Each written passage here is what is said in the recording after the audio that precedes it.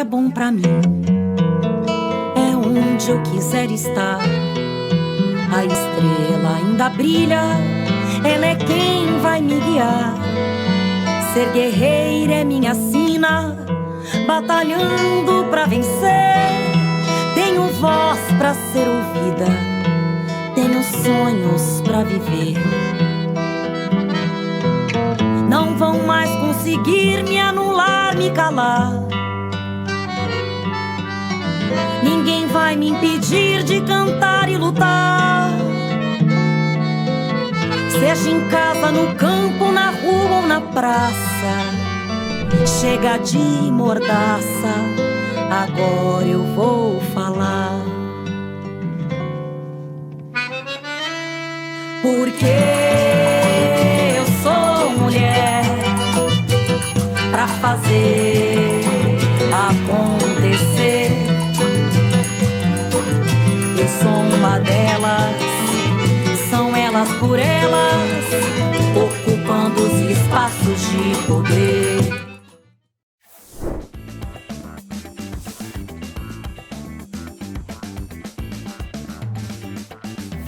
Bom dia, companheiras, as lideranças petistas, as mulheres que nos ouvem. Hoje nós vamos conversar sobre mulheres, democracia, redemocratização, o papel das mulheres na democracia, na redemocratização do país.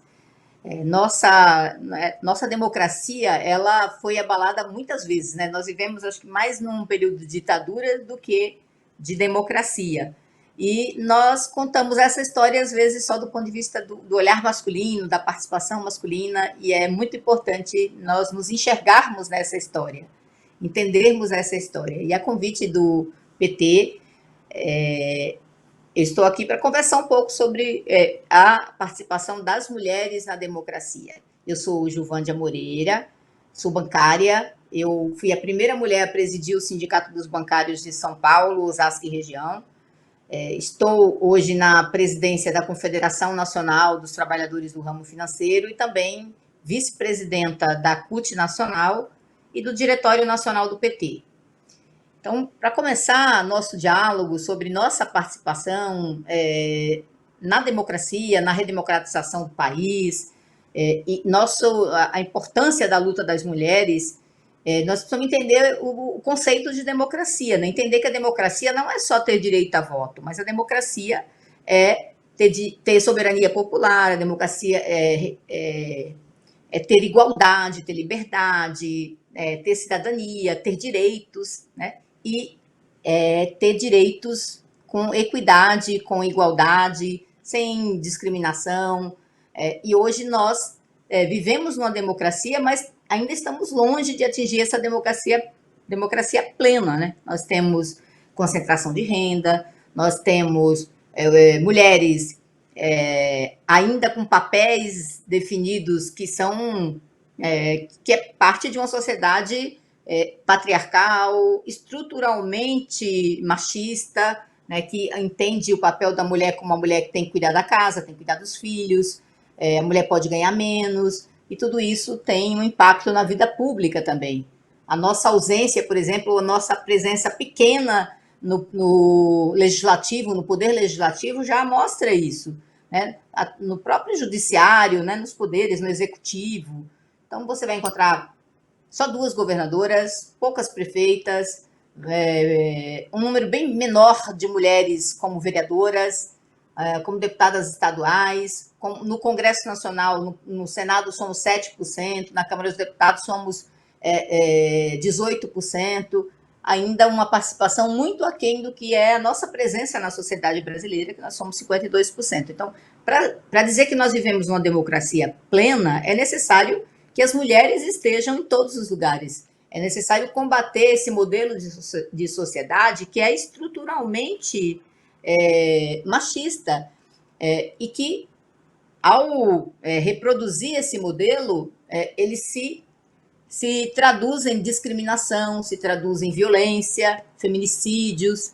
Nós temos visto um aumento muito grande nos índices de feminicídio, de estupros, de violência contra a mulher, de maneira geral, violência política. porque nossa presença, conforme aumenta na vida pública, nós somos combatidos com misoginia. Né? As mulheres, vejam o que aconteceu com as deputadas, 7 deputadas que foram ameaçadas de perder o mandato porque elas falavam, porque elas se expressavam. Em maio de 2023, deputadas foram vítimas de uma manobra clara de violência política de gênero, quando passou a tramitar no Conselho de Ética da Câmara o pedido do partido de Bolsonaro pela cassação do mandato de 6 parlamentares de esquerda. Nos últimos tempos, nós temos vivido a violência política, que ela tem sido reiterada e constante, dentro do parlamento e fora do parlamento. A extrema-direita aqui, o grupo bolsonarista, tem atacado as mulheres incessantemente, com palavrões, com ameaças e até com disposição física de enfrentamento.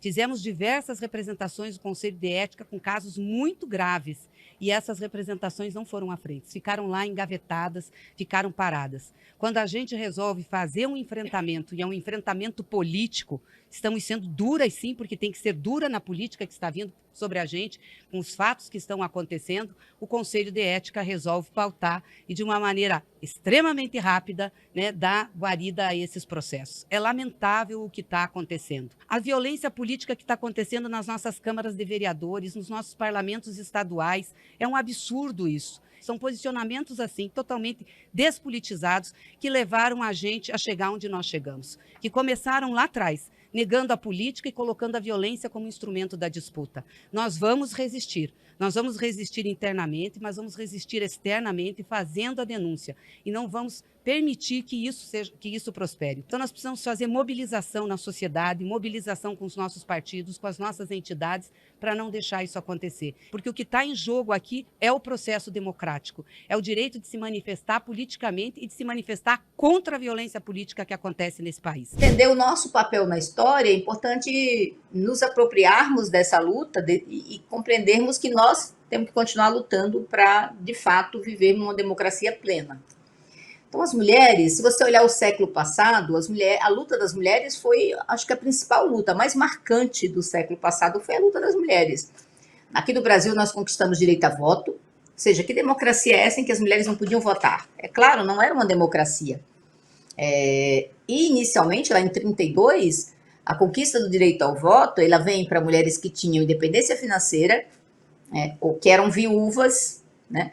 Ou mulheres se o marido permitisse que ela votasse. Então, veja, e daí a luta, e foi a luta das mulheres que conquistou esse direito ao voto. E conquistar o direito a ir para a universidade, de conquistar o direito a escolher seu parceiro, conquistar o direito a entrar no mercado de trabalho. E até hoje nós lutamos para ter salários iguais, porque nós temos um salário 22% menor que o dos homens. Então, olhando toda essa realidade, a situação da mulher negra, a discriminação por conta da sua orientação sexual, isso é ainda um problema, é ainda uma deficiência da nossa democracia. Mas nós já vivemos momentos muito piores, em que os sindicatos sofreram intervenção, onde os militantes, né, pela democracia, pela redemocratização do país, sofreram perseguição. E nessa toda, as mulheres tiveram um papel marcante, né, no combate à ditadura militar, especial agora no último processo de redemocratização do país, de luta contra a ditadura. As mulheres foram protagonistas do movimento contra a carestia, que é considerado um dos movimentos populares, um dos maiores movimentos, né, que nós tivemos ali no movimento popular, e que vem de mulheres pobres que estavam organizadas ali na década de 70, 72 em diante, nas comunidades eclesiais de base da Igreja Católica. As mulheres fizeram, nesses períodos todos, uma luta grande para entrar no mercado de trabalho, década de 60, 70. Na década de 60, por exemplo, você não podia entrar numa empresa pública, fazer concurso para entrar em banco público, por exemplo. Foi uma luta que, nesta data, que a gente conquista o direito a fazer concurso público, entrar numa empresa pública. Você vê que a democracia ela vai sendo construída com muita luta. E nós, mulheres, vamos... E é importante e necessário a nossa luta, porque senão nós teríamos uma sociedade só de privilégios para os homens, se nós não tivéssemos feito toda essa história de luta. Então, as mulheres foram muito presentes nas diretas já, no movimento das diretas já, lideraram a campanha da anistia, pela anistia e dos exilados políticos, para que eles pudessem retornar ao país. Então, teve uma mobilização, uma movimentação muito grande nesse período pela anistia, e o papel das mulheres foi decisivo, foi essencial. E é importante que a gente conte essa história, né? Na própria Constituição de 88, o movimento de mulheres foi essencial para incluir na Constituinte uma série de direitos, de conquistas, de preceitos e de princípios da igualdade. Por exemplo, o princípio da igualdade foi uma luta importante das mulheres, do movimento de mulheres, né? A partir da atuação do Conselho Nacional dos Direitos da Mulher, em 85, com a campanha Mulher e Constituinte, nós fizemos um movimento para garantir na Constituição direitos, para garantir que a gente tivesse uma Constituição de fato cidadã, e olhando que a classe trabalhadora tem dois sexos, né? Ela tem e vários gêneros, mas tem dois sexos, e que as mulheres estavam em uma situação, e continuam ainda, mas naquela época ainda mais, né, de desigualdade, que precisava ser combatida nessa Constituição cidadã. Então, o nosso papel na Constituinte foi essencial para garantir esses direitos. Então, ampliou canais de comunicação, esse movimento ele ampliou canais de comunicação entre o movimento social e esses mecanismos de decisão política. Esse processo ele resultou nessa carta que a gente conhece, nessa Constituinte de 88, que é considerada uma Constituição cidadã. Então, essa carta ela reforçou e ela traz dimensões que afirmam o princípio da igualdade e da não discriminação. E nós vivemos agora, no período do Bolsonaro, um retrocesso muito grande, eu acho que um retrocesso civilizatório, né, para a luta das mulheres, dos negros, para a luta da população LGBTQIA+. Nós vivemos um retrocesso com o que o Bolsonaro representava e representou naquele momento. Nós havíamos, eu acho que, evoluído, avançado, ali vivemos um enfrentamento muito grande, e nós, mulheres, fomos essenciais no processo de enfrentamento ao Bolsonaro e ao que ele representava. Tanto que o presidente Lula foi eleito, né, e as mulheres votaram majoritariamente no presidente Lula. Né? Agora, porque sabiam, porque nos momentos decisivos em que a democracia está perigando, a luta das mulheres é essencial e a participação das mulheres é essencial. E foi essencial lá em 88, foi essencial no século passado todo para construir toda uma mudança na sociedade e foi essencial recentemente na eleição do presidente Lula enfim, no dia a dia. E por isso que é tão importante nós compreendermos a nossa história, mantermos a nossa luta e avançarmos ainda mais. Né? A professora Silvia Pimentel, ela afirma que a carta de 88 ela corresponde à mais ampla e profunda articulação reivindicatória feminina brasileira, essa carta que foi entregue ali na Constituinte de 88. Nada igual nem parecido. Acho que a gente avança um marco, né, histórico naquela luta que a gente vinha fazendo desde o começo do século passado, que a gente vem fazendo desde sempre, né? E nós culminamos nesses avanços, esses direitos para as mulheres na Constituinte. E de lá para cá tem a nossa luta não parou, veio a Lei Maria da Penha, que é uma lei importantíssima para o combate à violência contra a mulher. Então, o presidente Lula criar o Ministério, a Secretaria da Mulher, que dá status de ministério e dá importância política transversal em todas as políticas, como a de moradia, o Minha Casa Minha Vida entrega a chave para as mulheres, Bolsa Família com cartão para as mulheres, né, autonomia financeira, agora as casas da mulher. Isso tudo é um processo, é um resultado de uma luta de muito tempo, historicamente falando, é claro, é uma luta, eu diria, que tá desde sempre, mas que no século passado a gente avança muito, e nós temos ainda muito por lutar. E é importante saber porque esse ano nós temos eleição. Agora, em 2024, é um ano eleitoral. Um desafio nosso, eu acho que uma das lutas do momento que é essencial é nossa ampliação, a ampliação da presença das mulheres na política, na vida pública, na Câmara dos Vereadores, né, das vereadoras, como prefeitas, e nosso é ampliar a nossa presença nas eleições de 2024, para que aquela luta pela democratização ela vá se consolidando cada vez mais. Ela precisa se consolidar, ampliar nossa participação, combatendo todo tipo de violência, mas combatendo a violência política. E a violência política é isso, não vem para cá não, que aqui não é o lugar de vocês. Esse é o modelo de sociedade que a gente vive, é a ideia de que as mulheres têm que ficar no ambiente privado. É uma dupla jornada, a tripla jornada que nos impede muitas vezes de ir de avançar ainda mais. É uma questão essencial de ser combatida, o modelo, né, de sociedade que é estruturada no modelo patriarcal e no modelo misógino, machista, né, que culmina com um monte de discriminação no ambiente de trabalho, no dia a dia, com mini violências de vários tipos, né, violência física, emocional, financeira, enfim. Então, esses direitos que nós vimos incorporados na Constituição, a igualdade entre homens e mulheres, né, o direito de um tratamento digno para a família, porque as mulheres têm uma visão coletiva muito grande.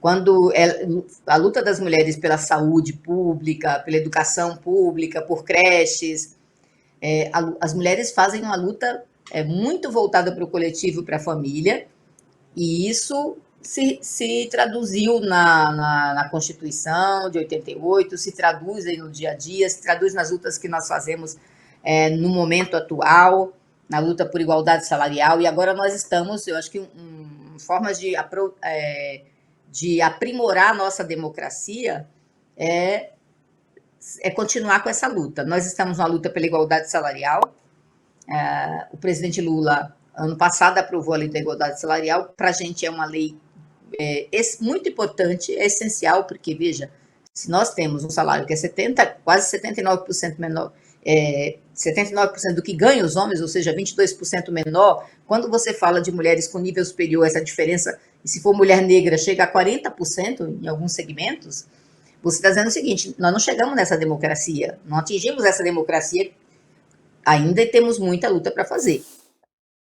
Eu sou a Laís Morieri, sou socióloga, tenho pós-graduação em planejamento educacional e meio ambiente, moro em Goiânia, fui por 2 mandatos secretária nacional de mulheres do PT, já assumi vários cargos no Executivo Estadual de Goiás, já fui tesoureira, secretária de assuntos institucionais, e hoje sou secretária municipal de mulheres do PT de Goiânia.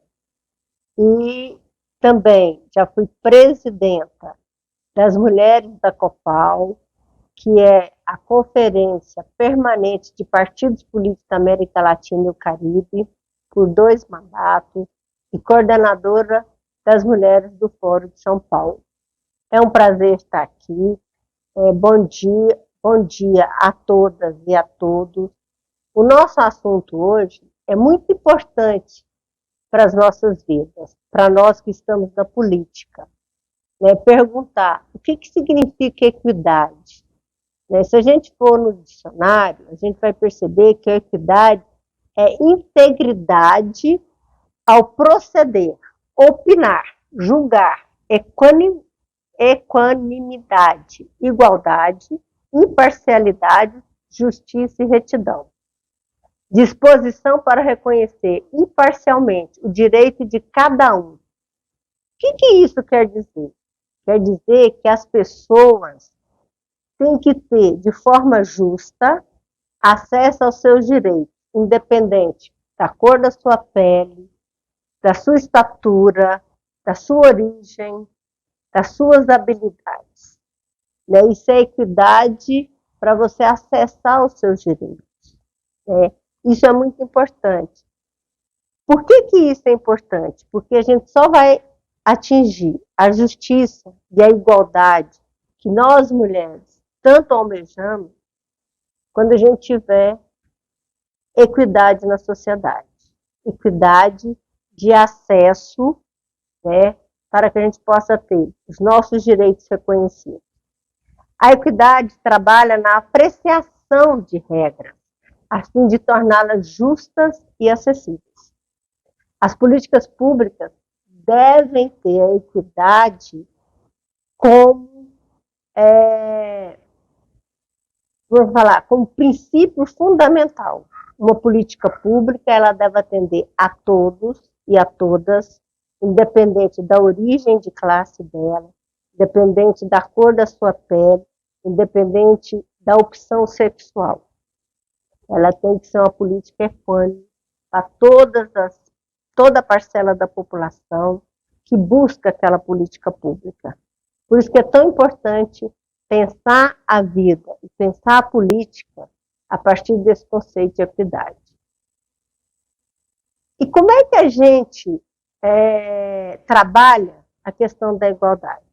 Porque parece que equidade e igualdade é a mesma coisa.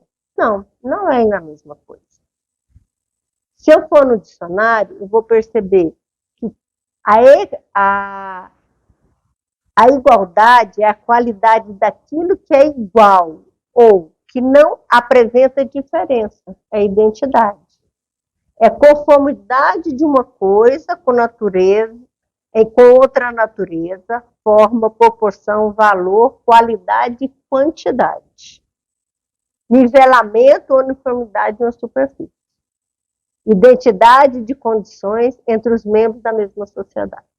Ou seja, a igualdade, como diz a Constituição brasileira, todos são iguais perante a lei, sem distinção de qualquer natureza, garantindo-se aos brasileiros e aos estrangeiros residentes no país a inviolabilidade do direito à vida, à liberdade, à igualdade, à segurança e à propriedade, nos termos seguintes. E são 78, né,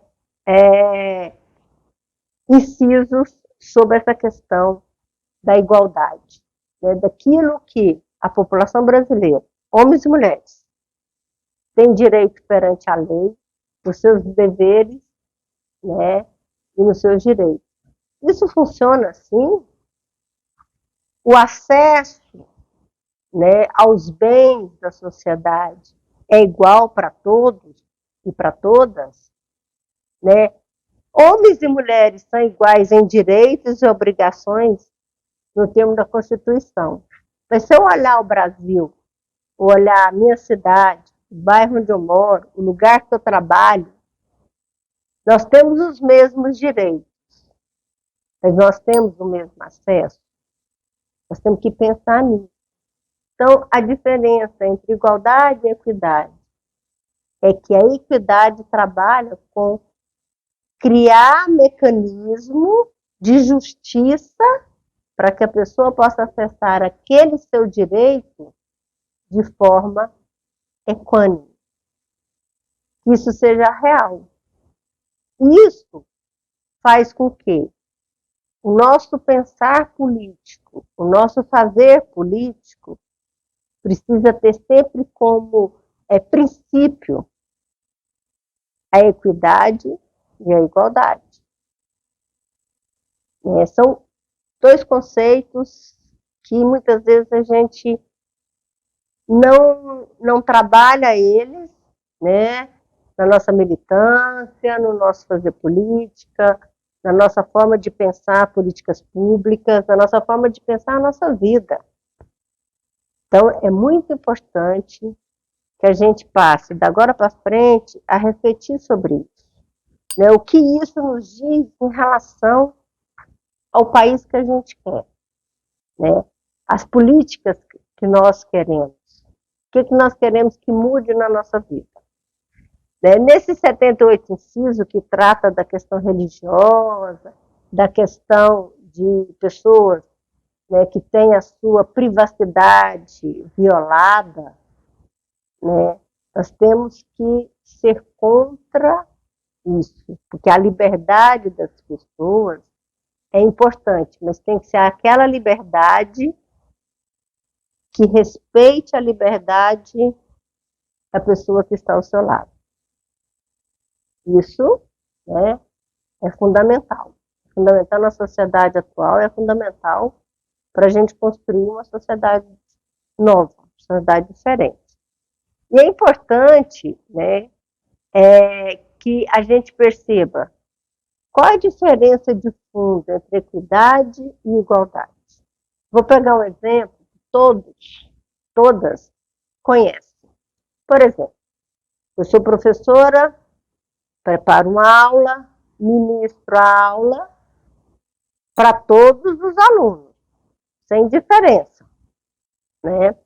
Mas, provavelmente, como o ser humano é único, né, tem as suas diferenças, que às vezes elas não são perceptíveis, mas existem. Tem alunos que vai aprender tudo daquela aula e tem aluno que vai precisar de uma ajuda diferenciada. E se eu percebo isso é a minha aula, é a igualdade, eu dou a mesma informação para todos e todas, mas perceber, aprender aquela informação, saber refletir sobre aquela informação, chega para cada aluno e cada aluna de forma diferenciada.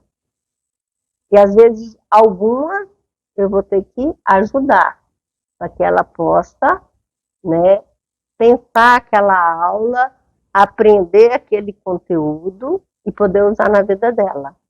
Isso eu estou trabalhando com equidade. Então, alguns alunos eu vou ter que trabalhar de forma diferente, né, fazer uma maneira diferente para que ele possa entender aquilo que está sendo discutido. Então, isso é trabalhar com equidade. E no Brasil, quando eu penso a política, nós temos equidade na política? Nós não temos igualdade na lei, está escrito, mas não quer dizer que na nossa vida cotidiana isso é verdade. Mas na nossa política, nós temos um país, uma política majoritariamente masculina, branca, heterossexual e rica. Claro que essa formação, né, desses atores políticos faz com que os nossos programas, a nossa política reflita esta cara. Mas é realmente o nosso país?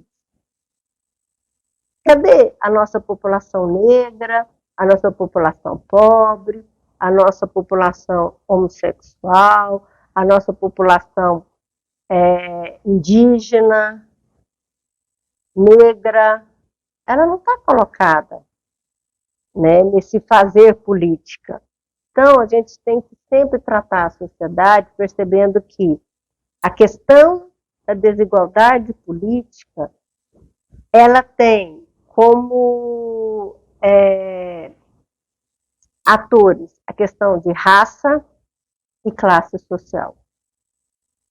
Conceitos que a gente geralmente esquece de trabalhar na nossa militância.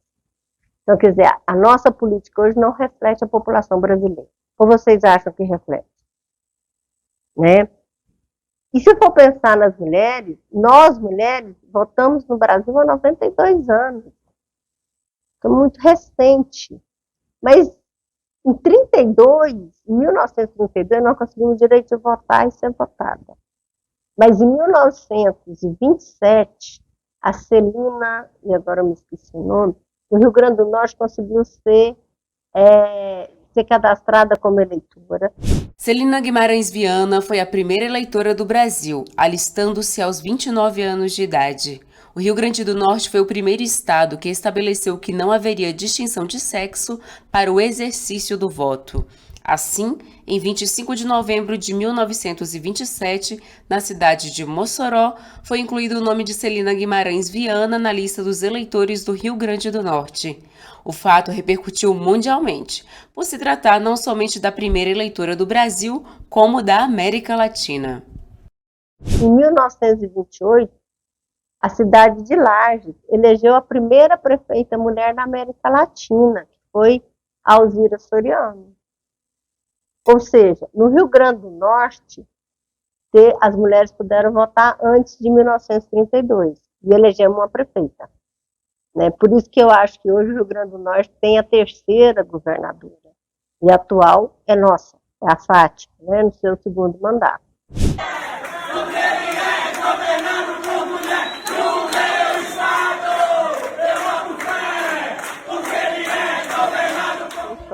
Então, esse mundo político, essa arena política, ela é dominada pelo masculino, pelos homens. São eles que dominam toda essa arena. Mas nós temos que começar a ocupar isso. E essa regra do mundo político precisa ter equidade. Hoje ela não tem. Ela não tem nem equidade e nem igualdade. Nós lutamos por isso. E nós queremos ter equidade para que a nossa representação enquanto mulheres seja efetivamente verdadeira. Se hoje somos, as mulheres, 52% da população brasileira, 52,65% das eleitoras, por que nós temos só 17% de deputadas federais e 15 senadoras, entre as que foram eleitas e as que assumiram como suplentes? Eu sou Lucinha do MST, muito conhecida assim, apesar de estar hoje na Executiva Nacional do PT, mas ainda continua Lucinha do MST como uma marca. Eu venho do estado da Bahia, estive na direção nacional do MST pelo estado da Bahia muitos anos, mais de 10 anos, na direção nacional, e saio da direção nacional do MST para ocupar cargos no governo do estado, lá na Bahia. Eu tive a honra de ser a primeira secretária de política para as mulheres no segundo mandato do nosso governador Jacques Wagner, hoje senador, e em seguida fui para a CEPROME, a Secretaria de Promoção da Igualdade Racial, ser secretária, já no governo do nosso hoje ministro Rui Costa. E hoje estou secretária de Movimentos Populares Nacional do nosso partido e políticas setoriais, que é um espaço também muito importante de trabalho de base internamente no nosso partido. E na última eleição, nos colocamos à disputa estadual lá para a Assembleia Legislativa. Hoje estou na segunda suplência para deputada estadual. Então, estou aqui para a gente falar um pouco sobre a importância de fortalecer o vínculo da participação das mulheres no fortalecimento do processo democrático no nosso país. Então, esse tema do vínculo das mulheres, a participação das mulheres no processo democrático no nosso país, é muito importante a gente enfatizar sempre isso, que historicamente foi trabalhado por essas oligarquias, por esse formato, por esse sistema que se diz organizar a vida humana no Brasil e no mundo, o afastamento de fato de nós mulheres, dos espaços de poder, dos espaços da disputa política. E, historicamente, lógico, trabalham desde o tempo de Jesus Cristo, a luta de Jesus Cristo, que foi um dos primeiros revolucionários da luta popular no mundo. Então, historicamente, trabalham para apagar o exercício e a memória e a participação, de fato, das nossas companheiras, das mulheres, no processo da luta fora do espaço privado.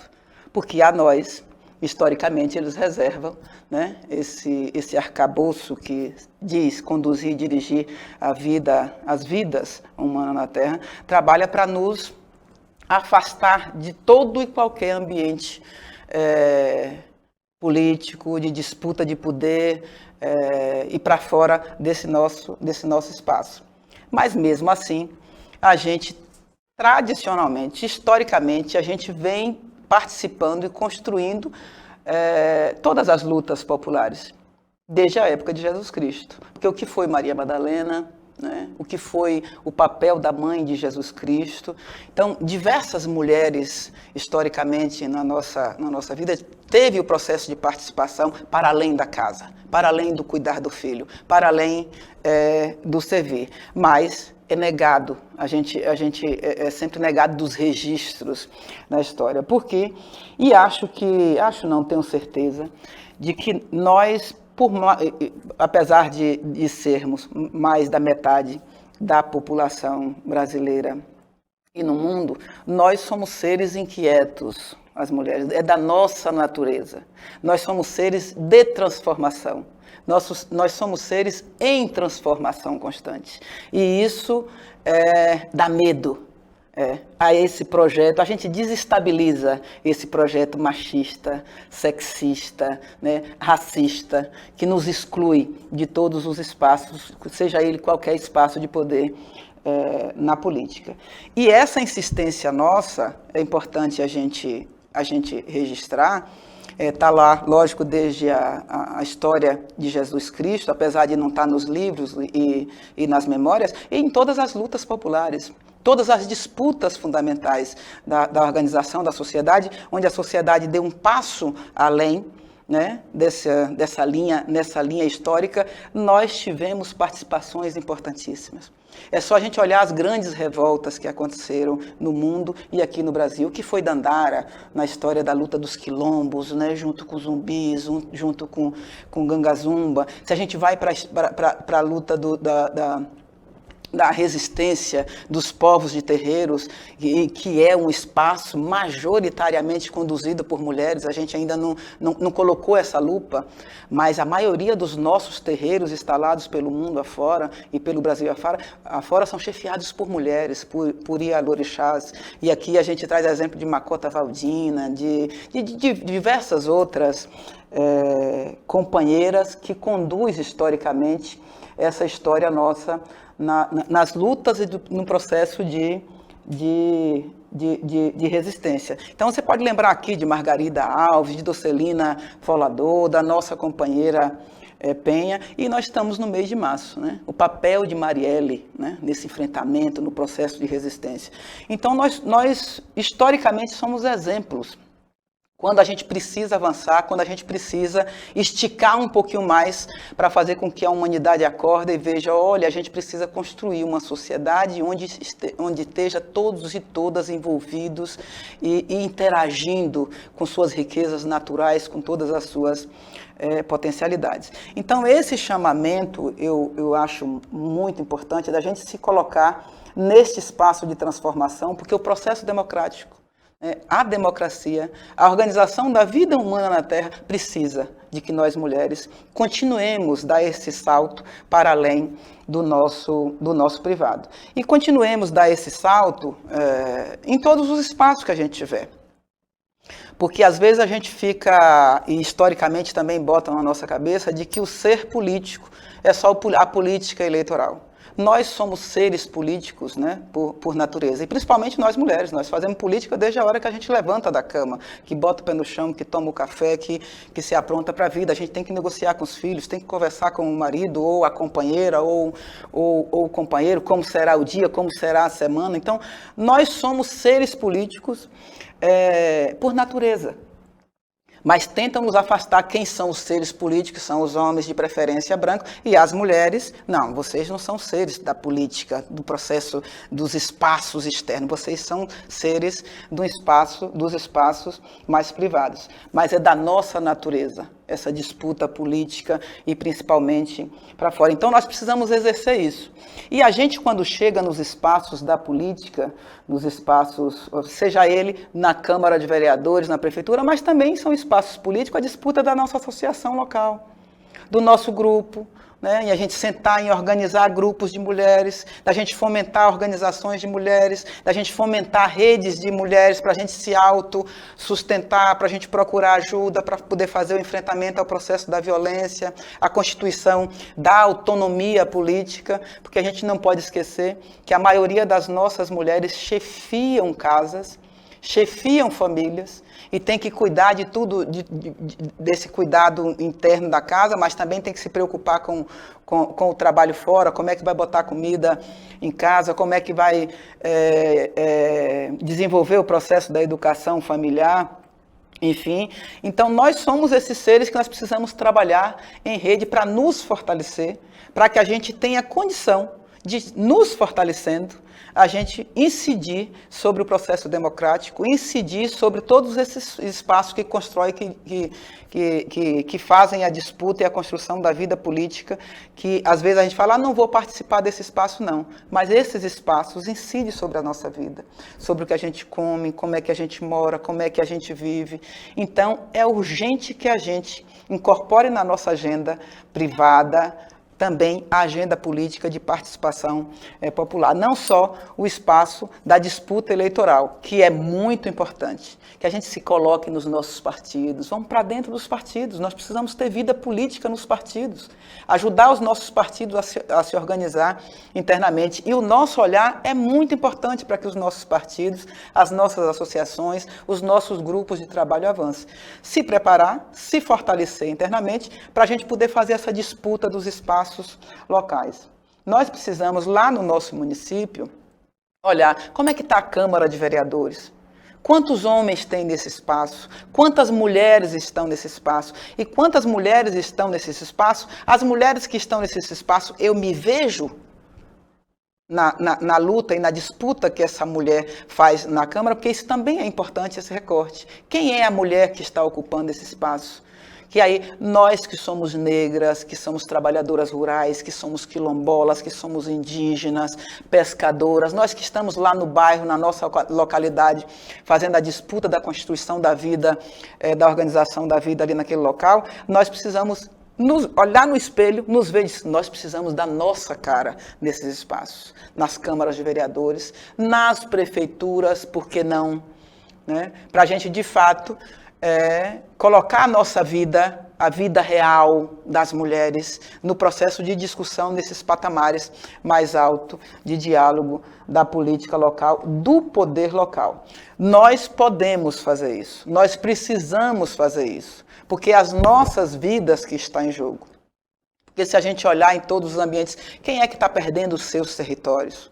Quando a população indígena, quando a população quilombola, quando a população sem terra perde os seus territórios na disputa ali real, quem mais sofre? Somos nós, mulheres. E somos nós que estamos nessa ponta de lança na frente. Então, de fato, nós precisamos nos colocar nesse espaço de disputa política com os nossos olhares, com os nossos afazeres, porque é isso que vai alterar a linha da história, para não ser a mesmice, para não ser aquela construção da política e das políticas públicas, principalmente, que vai incidir sobre a vida humana, com olhares de que não é da população de ponta. Então, só nós temos esse olhar, né? De como é a vivência lá no barro, lá com o pé no chão. Então, de fato, nós precisamos nos colocar nesses espaços que decidem sobre a nossa vida. E só terá alteração, só terá construção, de fato, de uma socialização das nossas riquezas naturais, por exemplo. Porque hoje, se a gente olha, tem 33 milhões de pessoas passando fome, que o nosso governo, sob a batuta do nosso presidente Lula e das nossas ministras, dos nossos ministros, nós já tiramos 13 mil pessoas, né, da linha da pobreza. Mas nós somos um território e um país rico, e a gente precisa, de fato, trabalhar para que a socialização dos nossos bens precisam chegar a todos, principalmente a comida, principalmente a moradia, né, que é o viver bem na sua localidade. E isso só vai acontecer com a nossa participação local, né, a nossa participação no Estado e, lógico, né, sustentando essa incidência que a gente está fazendo agora sobre o governo, no governo federal, com o nosso presidente Lula. Nós, mulheres, não podemos perder de vista. Nós vivemos no mundo e no Brasil uma situação de polarização. Polarização que nos bota em determinado lugar, de novo trazendo aqui, nós somos maioria da população brasileira, e nos bota em um determinado lugar de tipo assim, qual é o lugar que eu vou? A gente começa a ser disputadas o tempo todo. Então, nessa polarização, a disputa está entre corações e mentes, né? Entre extrema direita e a esquerda. Nós estamos nessa ponta de lança aí, nessa disputa. Aqui no Brasil, muito bem vista por nós, o tratamento que eles estão fazendo com a nossa religiosidade, com a nossa fé. Nós que somos evangélicas, católicas, de terreiro, enfim, há uma disputa cruel, utilizando a palavra e o nome de Deus, nessa disputa da mente e dos nossos corações. E quem está sendo disputada o tempo todo? Nossas mulheres negras, das periferias, das comunidades rurais, do quilombo, das aldeias, enfim. Então, é neste meio que a gente está. E por ser neste meio que a gente está, nós, principalmente nós dirigentes, nós militantes das organizações e dos partidos, nós temos um papel fundamental, que é entrar nessa disputa de mentes e corações das nossas companheiras que ainda estão no escuro. Porque o fascismo e a extrema-direita, como é que age? Utilizando a fé e, neutralizando as nossas mulheres, né, de se colocar num lugar de pensar o futuro. A maioria das nossas companheiras que vive na ponta dessa disputa já não pensa mais futuro. Não se sente mais no lugar de agente de pensar o futuro. Vive o hoje e o amanhã entrega a Deus, ou a Oxalá, ou enfim, seja o Deus que você sirva. Então, eu acho que o nosso papel fundamental, Rita e Laís, é a gente entender que nós precisamos, a tarefa fundamental nossa é participar dessa disputa das mentes e corações.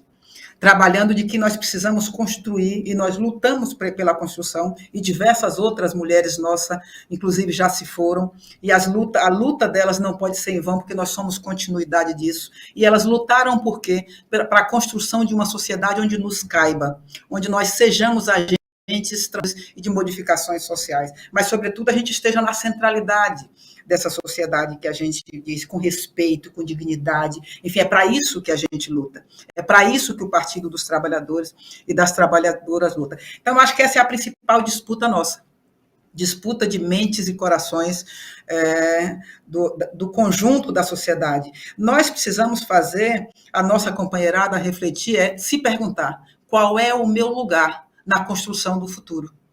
Para os meus filhos, para os meus netos, para os meus bisnetos, que daqui uns dias a gente passa, mas o nosso papel é construir uma sociedade mais digna e mais justa para frente. Então, qual é o papel de nós mulheres, principalmente nós mulheres pretas, né, que sofremos lá com os nossos filhos, seja ele nas periferias, na disputa contra o tráfico, enfim. Mas a pergunta é, qual é o meu papel na minha casa, na minha comunidade, no meu bairro, no meu quilombo, no meu assentamento, na minha aldeia, qual é o ser que eu tenho que ser no conjunto da minha comunidade, para a gente construir coletividades, para a gente construir redes, para a gente se ver, se enxergar e se empoderar, encostando uma na outra, e começar a pensar para além do meu espaço da casa, para além do meu espaço da minha família, como é que a gente constrói uma rede que aglutine mais mulheres, que acolha mais mulheres, que a gente debata e construa espaço onde as nossas mulheres falem das suas violências, que são muitas, são inúmeras.